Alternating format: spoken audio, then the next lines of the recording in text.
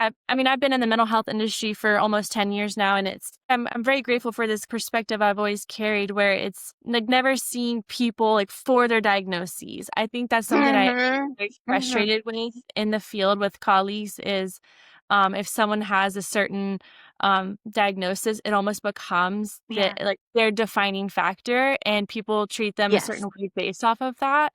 And it really grinds my gears because I feel like it's very dehumanizing.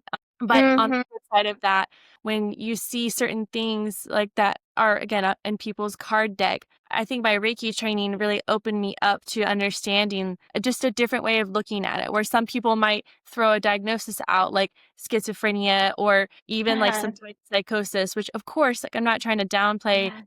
Yes. the conditions that can bring people, but in my mind, I'm like, oh well, they just have an overactive third eye, or like their crown chakra is just like really Love that. Yes. oversaturated right now.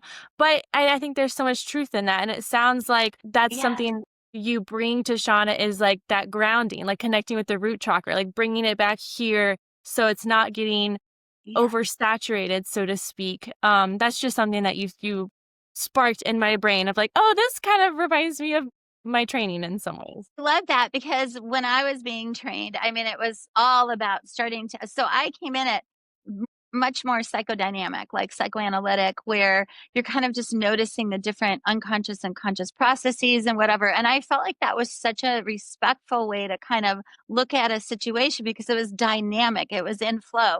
And then when you get into clinical psych and the PhD programs and whatever, it's very much about the DSM and labeling and putting people in these categories. And that was hard because I would always ask the professors, wait a second, she doesn't totally fit, whatever client, she doesn't totally fit this. So why are we saying she's borderline or why?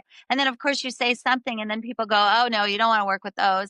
And it just becomes like this, like you said, a very dehumanizing kind of thing. So I'm very heartened by the fact that kind of the way that energetic therapies are going and they're taking it and it kind of aligns almost with more of the existential therapies. It's like, let's just be a phenomenologist. Let's just look and watch what's presenting and then see how we can like flow with that and work with that. And it's so positive. Like that's such a great way to approach what we call mental health, right? And it's just like such a great way to approach it. So I love that. And I would love to learn more about it actually.